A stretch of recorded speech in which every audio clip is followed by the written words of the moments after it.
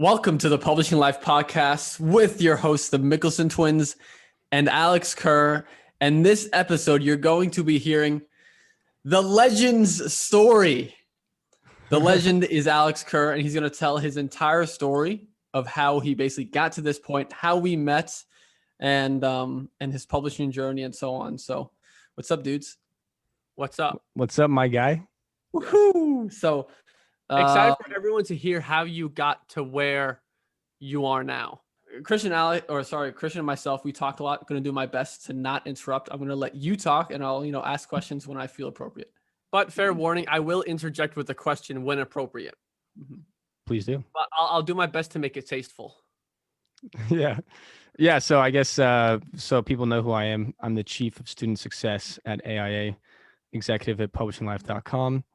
Head coach for our whole team. And yeah, my job is to make sure that our students are successful.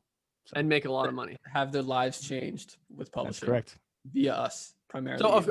So of course we play a role in that as well, but it is your main focus. That is what your existence here is predicated on. Yes. Everything I do is centered around getting people results. See, look at that. That's how much we care about student results. All right, let's let Alex talk. Anyway. All right. So yeah, I'll jump into the basics. So yeah, my name's Alex Kerr. I'm 25 years old. I was born in Fort Lauderdale, Florida. You're a twin. I'm an identical twin. That's right. Yep. Identical twin. And I now live in Atlanta, Georgia, and I've been here for 16 years. So. Poof. And what's your twin's name? It's Ethan. And what defining feature does he have? I'm sorry. Oh, is that donkey boy? Okay. So he's gonna be butthurt hearing that, but oh well, it's a joke. It's all jokes. Okay. All right. He's a photographer. But yeah, I mean that's just the basics about me, But I guess I can get into like where I started my whole online business journey and sort of what my official background is. Yeah, I guess what I'm most curious to hear now, at least to begin with, is life before you found publishing, before you found sort of the online business world, where you were at and what the future looked like for you and like how that made you feel. Yeah, for sure. So there's actually a lot to unpack there. So my official sort of training and background is in environmental science. And for 6 years of my life, I was completely and utterly convinced that I was going to be a farmer. And that's not, disparaging farming in any way whatsoever. I probably would have made a lot of money doing that as well. But that's what I thought I was going to do. And I dedicated my whole life to learning about regenerative agriculture, permaculture, environmental science in general. And that really was what defined me. It was an extremely powerful passion that I had.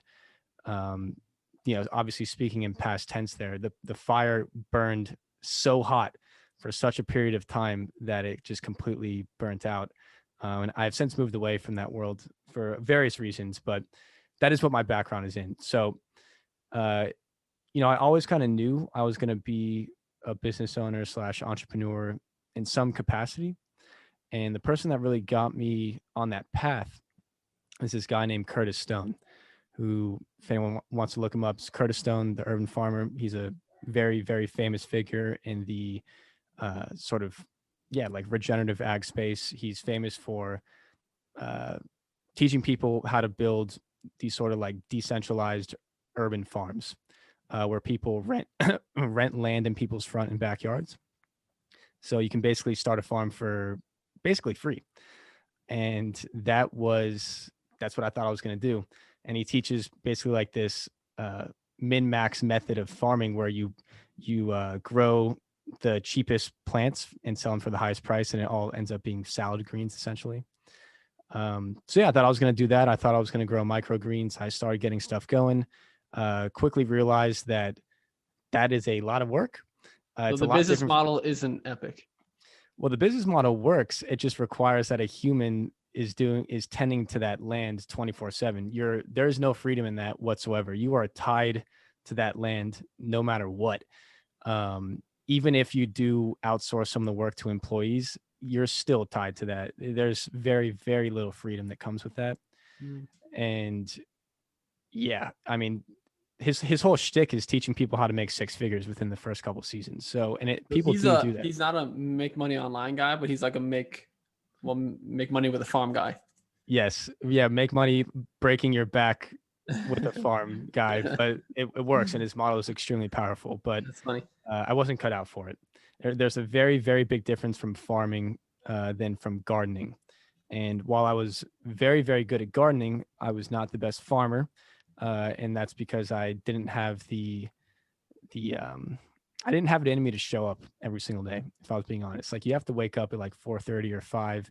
It's a very repetitive lifestyle. You're doing the same thing over and over again. And while it's satisfying to see things grow and have that sort of seasonal pattern, you put in a lot of work, then you get it at the end of the season. It's nice, but wasn't for me. I also tried setting up a worm farm. The business model was to sell worms by the piece, so 10 cents a worm. Also sell their castings and leachate and all this sort of stuff. But anyways, yeah, that's what I was getting into for a while, and yeah, quickly realized I didn't want to do that. Now I kind of fast forward a little bit to 2017, and I got into Bitcoin and crypto pretty deep. Had a pretty nice time with the 2017 fall bull run, and used my gains to then attempt to build a real business in the regenerative ag space. And looking back on it, it wasn't the worst idea in the world, but I had no fucking idea what I was doing at all. I mean, literally We've no all idea. We've all learned now that if you try to start a business with like, you have your expectations as to what it's going to look like, but that never matches the reality of what it takes to build this business that you have no experience in. You probably realize that. Yeah. And the business I was trying to build was like an expert level, monumental task that had I stuck through it, I probably could have made it happen. But I started like hating my life very quickly within like 3 or 4 months. The business plan was like, I was trying to build like this, see, it's hard to describe, which is obviously a fundamental flaw, right? Yeah, if you can't describe your business in one sentence very clearly. The intention was to set up a network that like elevated the entire industry, essentially. So it was like this centralized hub for people to find services and learn information and basically connect people. And I guess the way I probably would have made money was either through content creation and monetizing info products or affiliate deals, which isn't bad, but at the same time, it's not great. My first thought there was, where the hell is the monetization in that? Yeah, there wasn't any at first. Where's the transactions? There needs to be transactions involved to make money. So someone has to be giving up money in return for something. Alex, you said so yourself that this audience of people that would be interested in a product or whatever platform like this, they're the type of people that, for one, are dirt broke, no pun intended, and have like a hatred for money. And they think anyone who tries to make a lot of money is a greedy, evil bastard or something like that. Is that correct. Right? Yeah. Okay. That's obviously a generalization, but it's from my experience and from being fully immersed in that space and really being one of those people for a long time. That is true. I got a lot of flack for trying to, for communicating plans of selling information. There's this idea in that space that everything should be free, especially information. Yeah, hard work. Real quick on that. Like, that's not unique to just that space. No, that's literally just how petty people are. They expect, like, specifically with information, us being in the info space, we experience it all the time. There's an expectation because you can't tangibly hold it, see it, touch it, smell it. It should be free. Because you can just give it to me, you should just give it to me. Right. And the fact that you want to charge for it makes you an asshole. Yeah. When in reality, that there's a lot of time involved. They don't understand that. So the most important asset of all is involved. But sorry, continue. Yeah, exactly. And I just got super turned off by the whole thing. Like, I realized like, well, this is my target audience. This is who I'll be sort of living with in a digital level for like the rest of my life if I continue to do this, or at least for the rest of this business. And the entitlement the idealism, it was just all a major turn off. And I was actually building this with my cousin at the time, and we had multiple discussions towards the end of it, and we were like, I don't know if we can do this. Like this just doesn't. No, yeah, it's like this is incongruent with both of us. Like working with people that make you want to pull your eyeballs out, and yeah, it was like a monumental task. It was like it would have required a cultural shift, which that come on, like that's not going to happen, or at least I'm not the one doing that. Yeah. So how did you make the transition from this business that I still don't even understand to publishing? Yeah, exactly. I don't understand it either. I had no fucking idea what I was doing, but and that's where we all start. Yeah, of course. Start, you know. Well, the next iteration was drop shipping, right? And there's a guy that I was watching. We all three of us know who he is. I'm not going to say his name, but I was watching his content. He I got into drop shipping before that business model I just mentioned, but I really didn't like that at all. I felt like I wasn't providing any value to the world, just selling goods that were manufactured in China.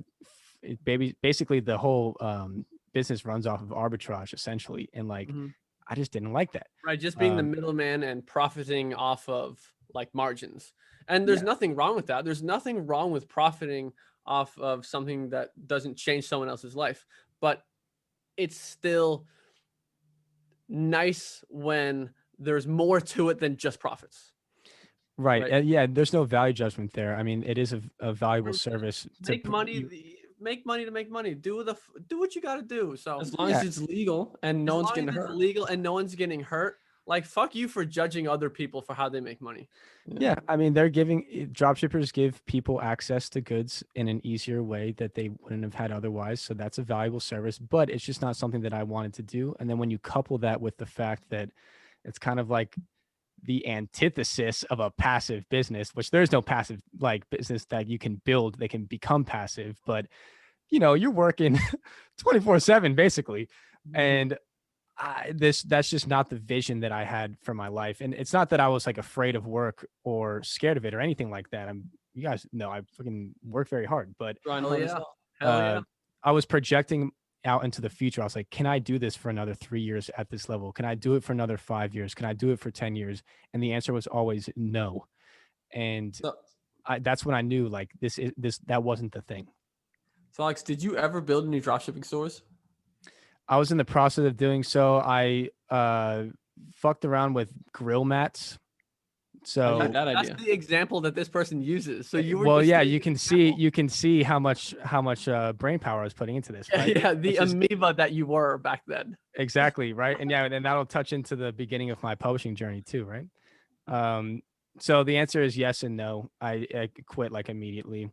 To be fair, I didn't give it a full effort, so I can't have like a full judgment on it, but I can't say it's not for me. Dropshipping works. We know that. It works. Of course. But it works. But anyways, so we'll fast forward a little bit. We're sort of in like 2018 here. I let everything go for a while. I start going through college, and the background's in environmental science. So naturally I was getting a degree in environmental science at Georgia State University. Very unenjoyable experience. I was commuting 2 hours in the morning to go to school and driving an hour and a half back. There was actually the way my schedule was set up. Some days I would actually do that twice. No way. So it was very, very soul draining. And while I was doing that, I was driving for Lyft and also working for my buddy's construction company. So there was no mental bandwidth to do any online business whatsoever because I still had to finish school and make money. It was very, very, very difficult. You had a lot of time to listen to podcasts while commuting. That so is true. If you find yourself in that similar situation, make sure to subscribe to the podcast. There we go. Ooh. Yeah, like, did you spend your time listening to like educational content on your course? Yeah, that's all I was doing. I wasn't wasting my listening time. to. Probably closer in the beginning of 2018. I was still listening to a lot of crypto content. So the World Crypto Network. People in the crypto are gonna laugh at this, but people like Tone Vays and Jimmy Song. I'm a staunch BTC maximalist, so for all the I don't even altcoiners know out what there. I don't even know what that means. It means basically anything that's not Bitcoin is a shit coin to me, for the most part. There's some nuance there, but yeah, all the altcoin lovers they're gonna love me for that. But anyways, who cares? So I shouldn't invest in doggy coin? Doge. Dogecoin. Okay, sorry. Let's get back on no, top. I would say no. But yeah, I was listening to a lot of Tim Ferriss. Still do. Tim Ferriss definitely has had a humongous impact on me. Aubrey Marcus, Joe Rogan, of course. Those were really the main three, but I ravenously consumed Tim Ferriss's content and Aubrey Marcus. They definitely both have had the biggest impact on me. Nice. Dope. But yeah, so continue. And how did publishing come up? Yeah, so right, I was still watching that guy's YouTube videos because to be fair, they actually were providing me a little bit of value. It was still planting the seeds that I could make money online and I could build a business. It was sort of just like motivational, fluffy, nonsense on a tactical level. But there's value in transferring the belief that it can be done. there is, and I A wouldn't lot, be actually a whole lot of value in that. we wouldn't be talking right now without those videos. So I'm not knocking that. It was pushing me forward, but simple, you can do it type things. Then sometime around the summer of 2019, you guys had a podcast with him to launch. We were on this guy's podcast. Yeah, to launch AIA 2.0. And it was like a 48-minute video, long form stuff, because I was in the car all the time driving for Lyft. So I can remember it right now. I was in the parking lot of the grocery store. I turned on the video and I was like driving around just to finish listening to it because I wanted to be in my own space. And this is funny you guys were very, very raw in your communication, very real, just very, but no, there really truly was no filter. Like And you could like pick up that we weren't trying to hide anything or sell anything or just be there to talk and be ourselves and just share things. Well, we were there to promote the launch of AIA 2.0. Yeah, but we weren't there to we weren't there to promote it. That was not the We were purpose there to of the talk podcast. about it. Yeah. that's the whole thing, is that you were there to promote it, but you promoted it with your character and not necessarily with a sales pitch. It was, hey, Yeah. this is what we do. This is the business model. This is what we created. If that sounds cool, you go check it out. If not, fucking awesome too. Dude, I was sold. I was like, that episode really resonated with me because it was really obvious that you guys were telling the truth. Because there was no contrived anything about the way you were acting. It was just completely raw. So just hearing that and doing a little bit of research, I bought the course the next day. And Great, like that really goes to show a lot. Goes to show what like genuineness will do. Like was it really a case of that? Like you just pick up that we were genuine and honest, just being real, and then you bought into more so us, I would assume. it was both. The business model itself was a no-brainer for me, just because of how obvious it is. I think we'll get into that in our next episode. But what really took me over the edge was just you guys. Cool. Really interesting. And what's funny about that too is I've been using the Brave browser for the past 4 years. I have an YouTube Premium, so I don't see ads whatsoever. So if you guys never did that, I never would have bought an AIA because I never would have seen the ad ever. Thank you, whoever made that happen. Yeah. So Some thank really you to them. Really weird, impossible to explain, universal type shit going on. Yeah, no, yeah, for sure. So I'm really grateful for that. However that happened, thank you to the people involved. And yeah, so I bought the course the next day. I'm 100% certain I was the first person to finish that iteration of the course. I finished it in like 2 or 3 days. Not recommending that anyone do that, but I just fucking went nuts. Just watched all the videos, started taking action. Of course, I'm still in school at the time, so my mind is very compressed. I don't have the energy or the space or the money or the time to do these things, but I'm still chipping chipping away at it. And then I sort of had, then here comes the moment where I fully committed, right? So,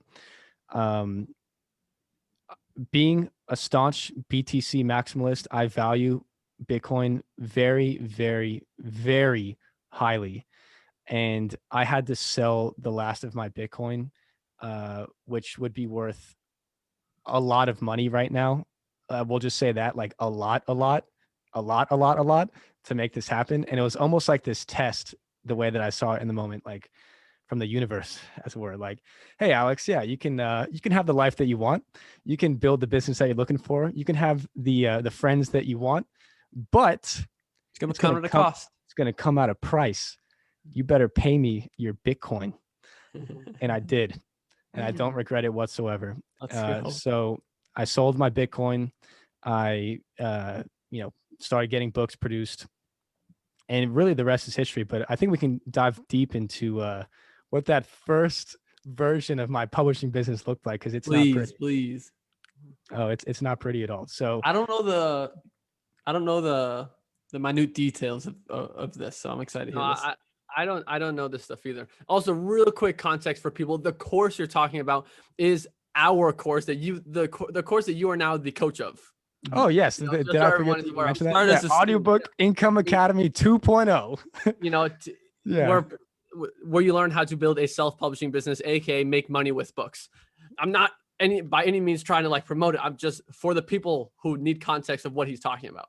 Yeah, and if you have no context, then go to publishinglife.com or watch our YouTube videos at Mickelson Twins on YouTube. So check it out. We will promote our own products on our own podcast as much as we want. Of course we will, but I'm just saying that I was literally just providing context for people.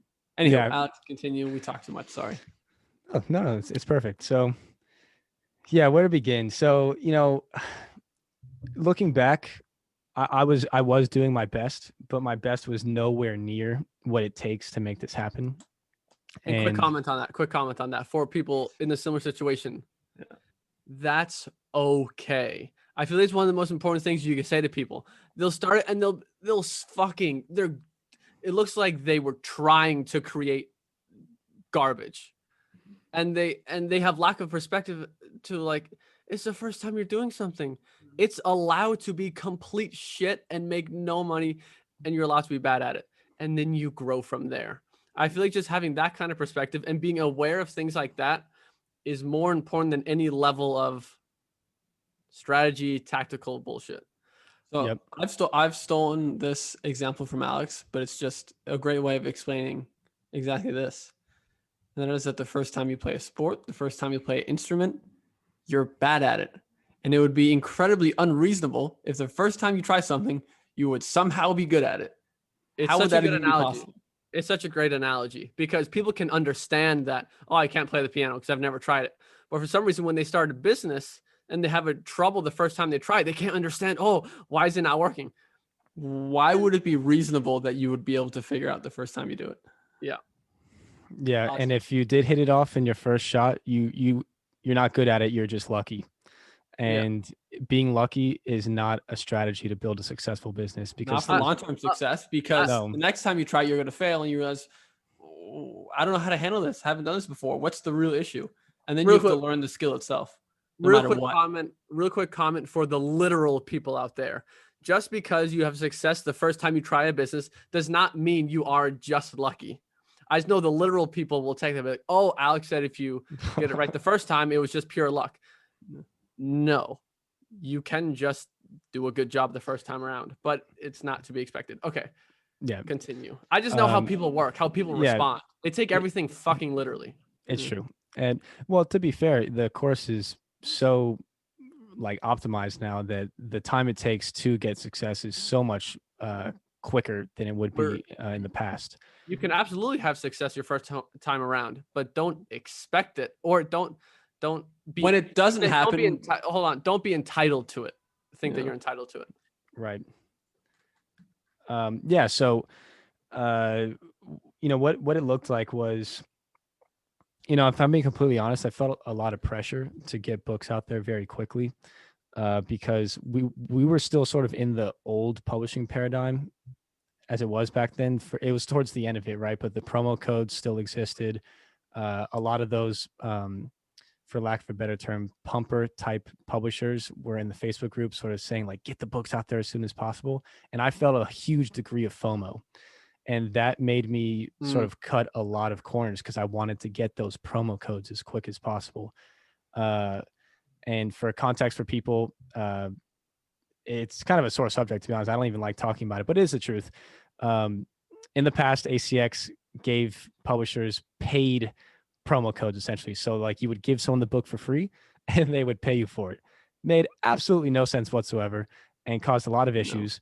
That has since, and that never should have existed in the first place. But yeah, that train has since stopped. So don't think, that's what people's publishing businesses were built on. This was like a very, very small moment that this happened. A few months. This was going, people going super heavy on it.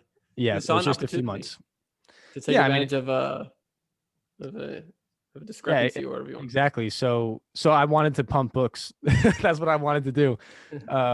So I bought a bunch of books from the urban writers, and my first book was from Hot Ghostwriter actually, and it wasn't bad, but it definitely wasn't good. And I basically had to rewrite it myself, and I ended up spending somewhere in the neighborhood of like $2 or $3 grand on it because I was getting a bunch of editors and proofreaders on it, and I got it rewritten and all this stuff. Meanwhile, I had a fundamental flaw. It was a chakra book with very basic keywords. Didn't understand the concept of keyword research at all at the moment. Didn't understand the concept of niching down. And thus, I had a book that was okay, but it was positioned in the wrong environment. Granted, that book could still make a lot of money today if I got enough reviews. I was just about to say that. Like, I every time you talk about this chakras book, I always disagree with you. I'm like, it's not because it was a chakras book. That's not what went wrong here. You could pull so much money with the chakras book, and I know you understand that. Oh yeah, of course. So other people know that we all understand. Well, and here's why. Like, the chakra niche has a lot of demand, right? But the thing is, with demand, it's almost like that Spider-Man quote: "With great power comes great responsibility. With great demand comes great competition." Yes. And I gave up on it essentially. Like, had I grinded out like 500 to 1,000 reviews, that book would probably be making me like 8, 9, 10 grand a month for sure. Like, no question about it, because the demand is insatiable. Yeah, you talk about this concept that if you're gonna go into a niche that's super high demand, expect to have a longer turnaround time where you're going to be in the red for a while. It's going to take time to get sales going because you need to really rack up the reviews. But once you do, that book can smash. Exactly. Yes. It's like a big tidal wave. Tidal wave, yeah. Yeah, and that's something I say a lot is calibrating your expectations. But we'll talk about that another day. But here's another thing that happened too. This is absolutely hilarious looking back on it. My second book in the bundle was a clone of the first book.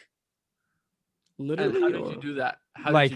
Not like copy and pasted, but like it was just another chakra book. Okay. Like there was nothing different about it whatsoever. Book 1 was chakra for beginners. Book 2 was chakra for beginners.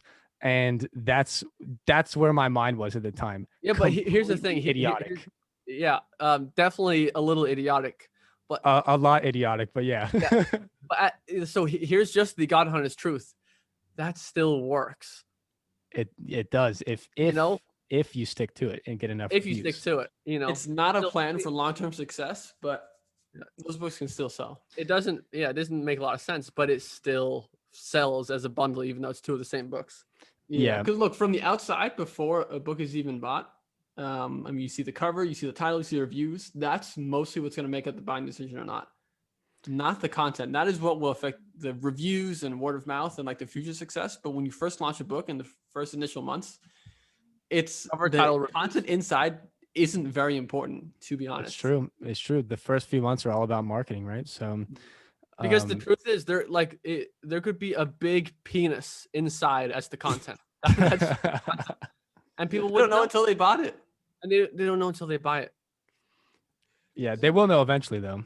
So please don't let anyone who's listening to this think, ooh, that's a good idea to not focus on content because I can have a good 3-month stretch with a shitty book. Not even 3-month stretch, like One, I don't know. 1 month stretch maybe. Anyway, have a It's long-term like mindset. one or two max, but yeah, it's a really bad mindset. So then something happened in my publishing life.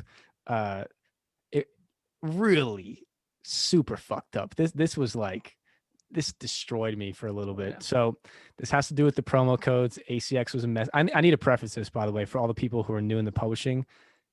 This is not an issue anymore. So I don't want you to go make any comments in our Facebook group or in the podcast episode. Alex said this. Ooh, that I'm so scared. Publishing is super sketch and ACX can show your account down. No. Okay. They had management issues that have since been resolved. Okay. So there we go. But because of the promo codes, ACX's internal management was a mess, we'll say.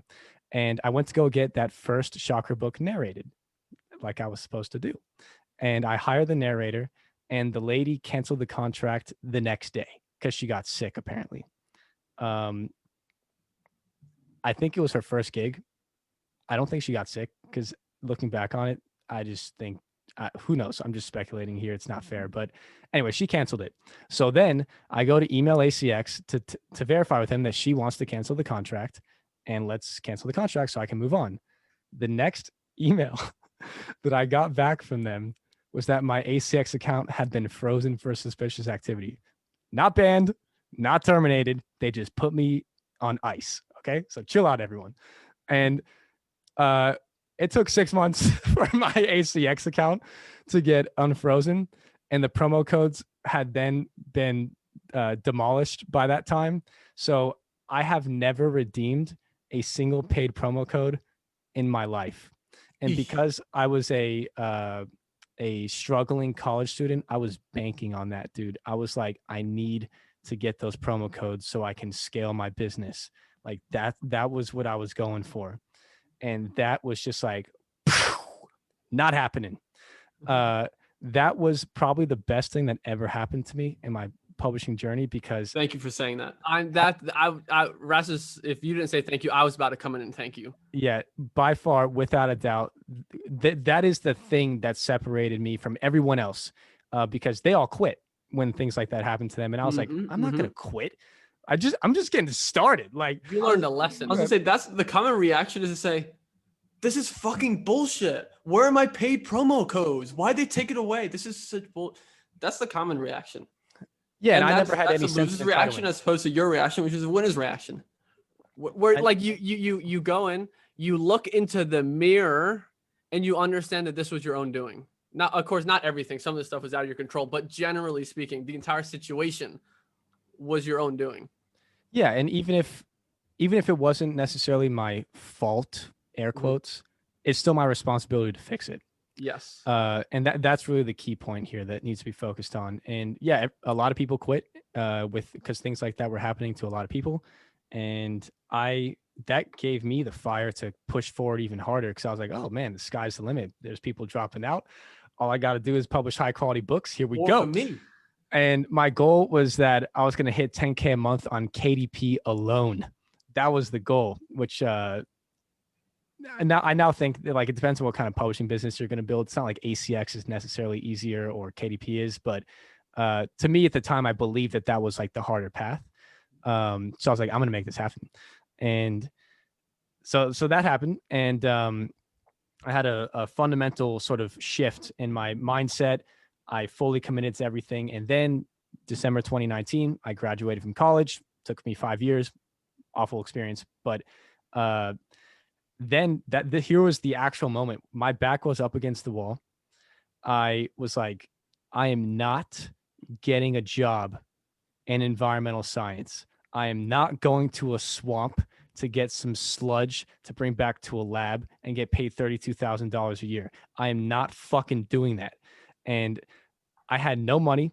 I was still driving for Lyft. I was still working with all the other odd jobs. And again, my back was up against the wall, and I had to force myself to make this work because I was not going to get that job.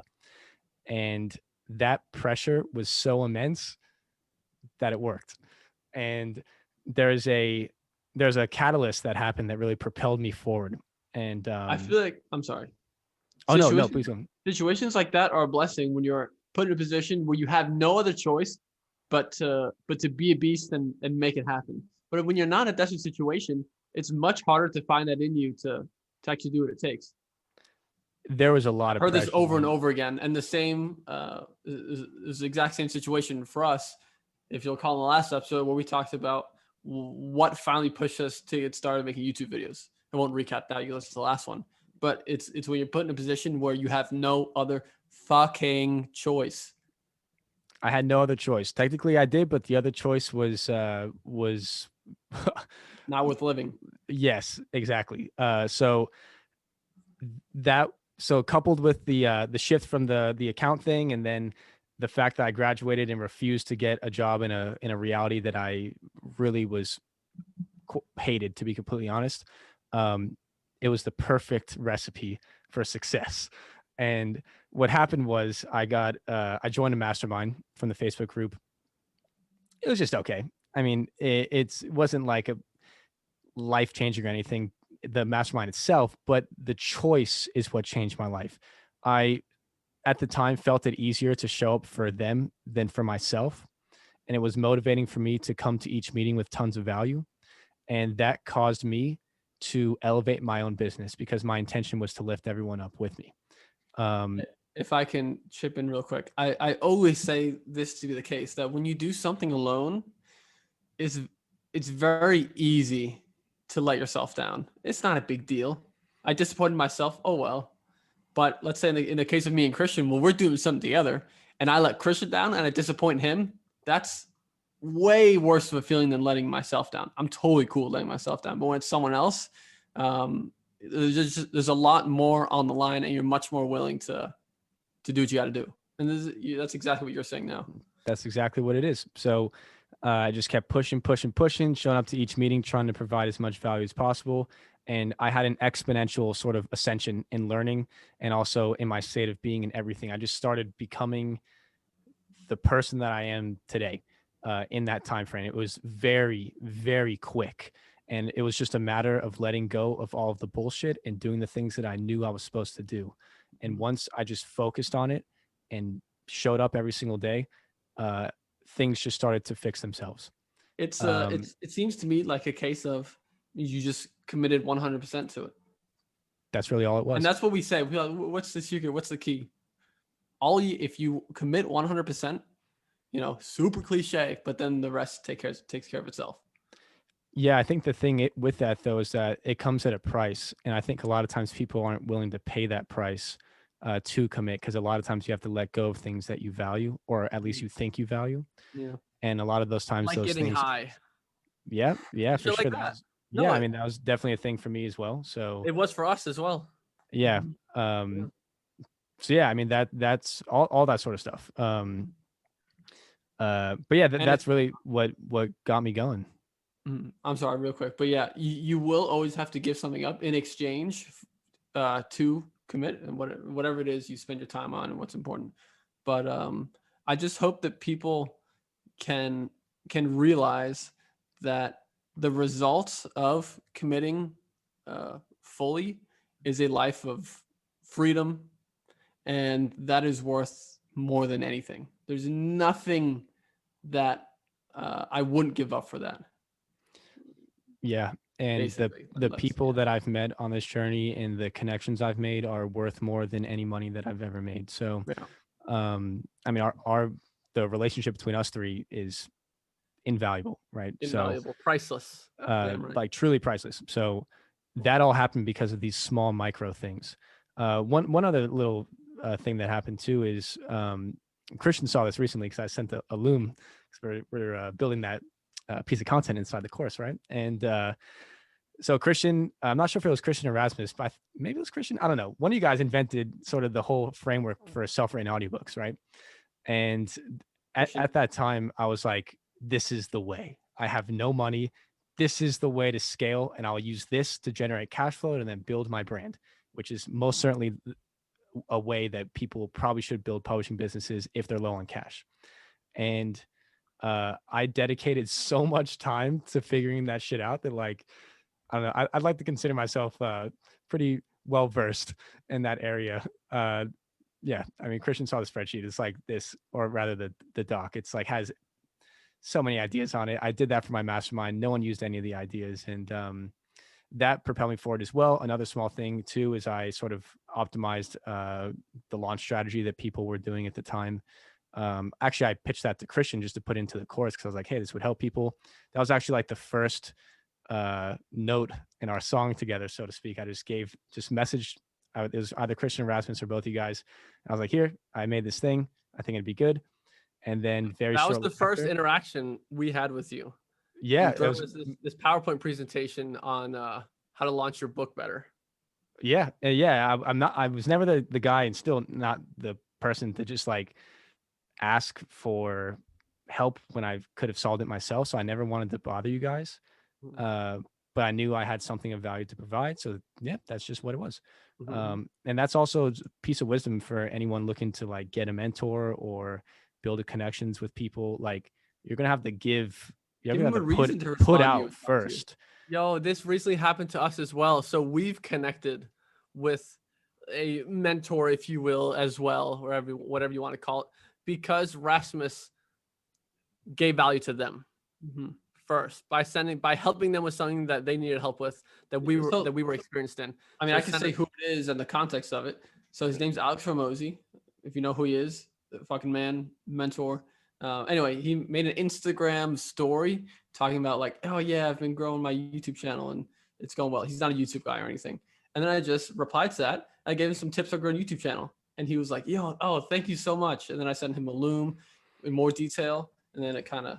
a Loom is a video message. So what? A Loom is a video message. It's just important to understand that like not everyone knows everything, the terminology that we use. True. Good point. But anyway, that's how that happened. Yeah.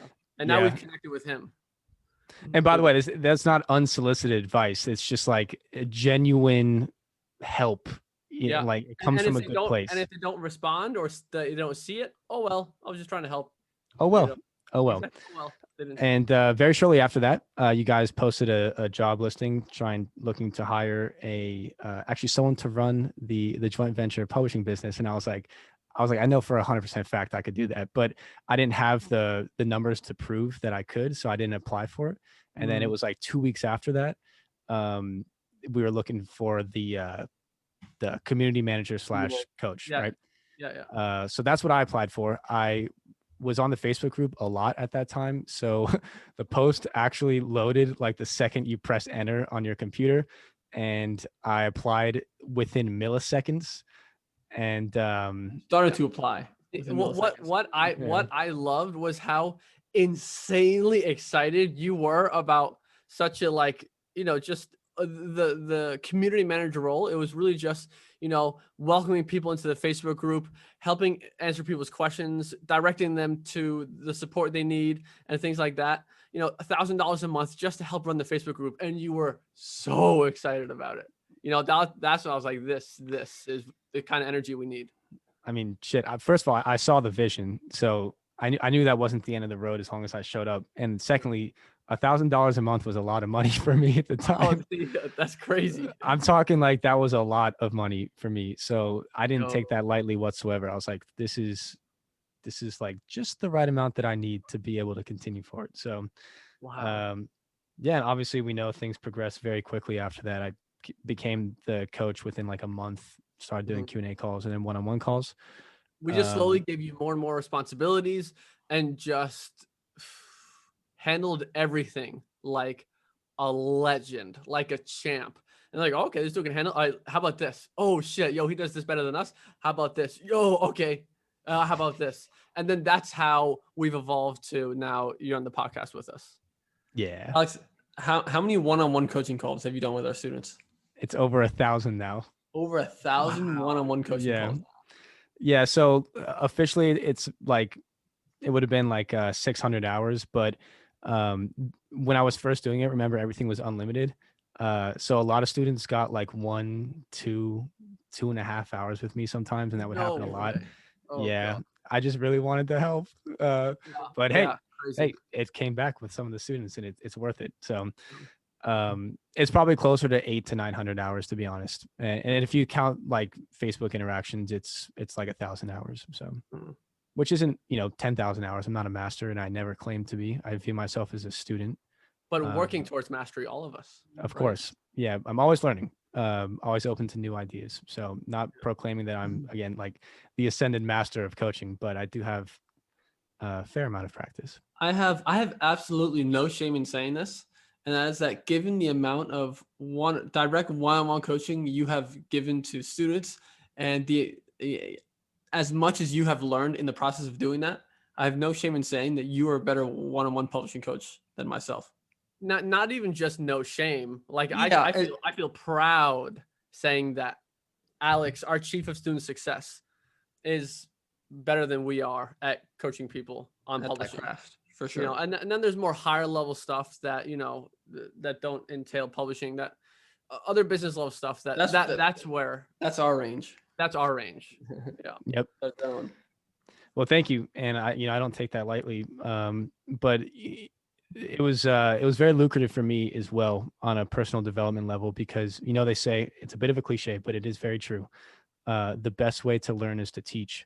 And essentially, I was in the best position ever because I was solving other people's problems for them.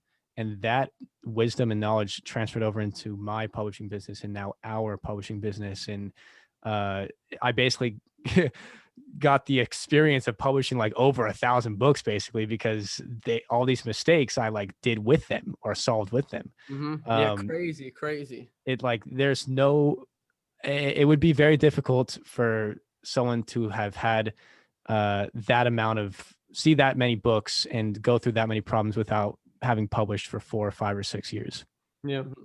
Oh, yeah. So then let's lead into, the relationship that we now have on a publishing business level. Yeah. Now because we our main focus is publishinglife.com, our online education company. That is our baby, our everything. We're going to grow this thing as big as we can over 5, 10, 20 years, who knows, but this is our thing. And the publishing business is now a side business. We need to dedicate 100% focus to publishinglife.com and building our business, but we cannot neglect our publishing business because that's what keeps us in the loop, in the trenches, keeps us learning, keeps us up to date, so that we can still create the best training and content for our students. But the problem was we can't run 2 businesses at once. Like you can't spend 5% of your time building a side business. And so we're like, okay, we need to hire a publishing manager, if you will. That's what we were looking for initially. But what that's developed into is we're just business partners on our publishing business now, where me and Rasmus's role, it really is funding, investing, and advising. A little bit of vision stuff, just make sure we're on the right track. And then you grow the business. So you implement. Yes, you implement. And yeah, it's a lot of fun. It's fun. It's fun to have that, Yeah. So we're like partners in 2 businesses. Yeah. And like, lately that's also been my side business as well, because all 3 of us have needed to be like all hands on deck with Publishing Life and AIA lately. Mm-hmm. I would like to have more time to, dedicate 100% to it, which we will eventually, like within the next couple of months, things will calm down a little bit. But it's really awesome to have, obviously, to be, in business together officially on a pretty significant capacity, and also just to have that medium for us to really do all this stuff at a super high level. A lot of our business in a lot of ways is a test net for, content inside the course, like you said, and we get to do things and experiment in ways that other people perhaps don't have the ability to do. And it's just fun. Exactly. That's a big reason why the publishing business is so important that it still exists forever and that we grow it so that we can use it to try out new ideas, to test out things. As you were saying, what did you call it? Like a test net? Yeah. And create better training, better coaching, to feed into our education company.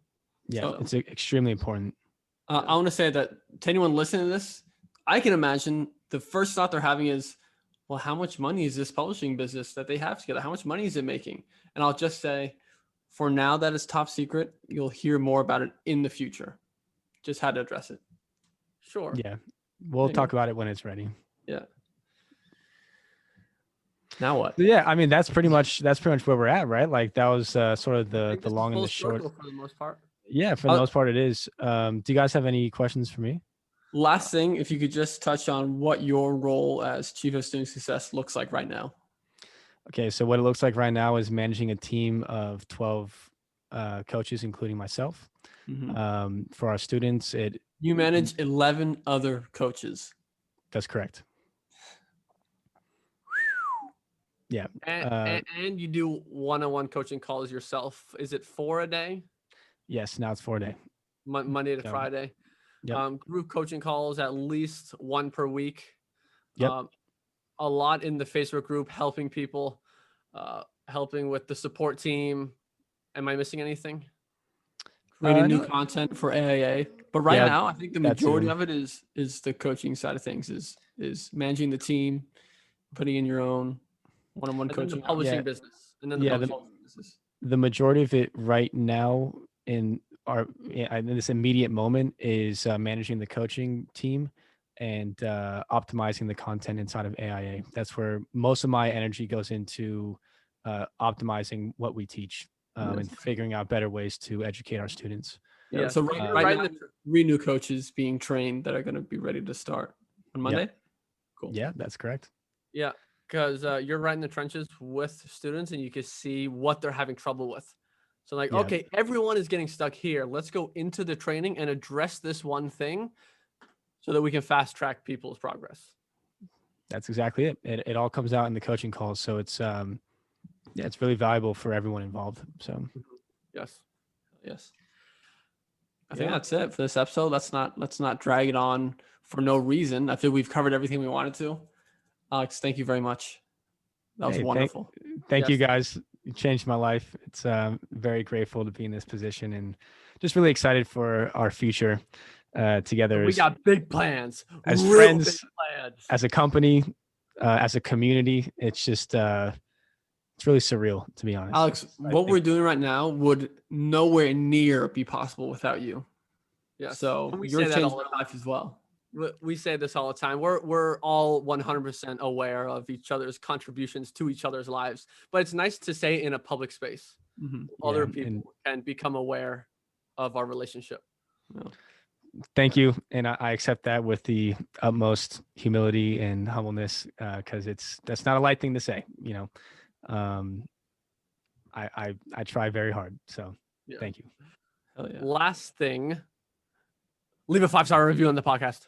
Yeah, Blue, whatever platform you're on, go to click 5-star review, like 5-star. No. Yeah, and if you're not a part of Audiobook Income Academy, we have some free training. Hopefully that's in the description. And yes, it'll probably be in the description. If you want to learn more about what we do and how we help people build full-time income businesses with Amazon, go to publishinglife.com/free-training. Let me say that one more time. publishinglife.com/free-training. Or just publishinglife.com to check it out. Right. You go to publishinglife.com. The first link there will take you to the free training page as well. Maybe that's easier. That's it. We'll see you guys next episode. Take care. Peace. Goodbye. Later.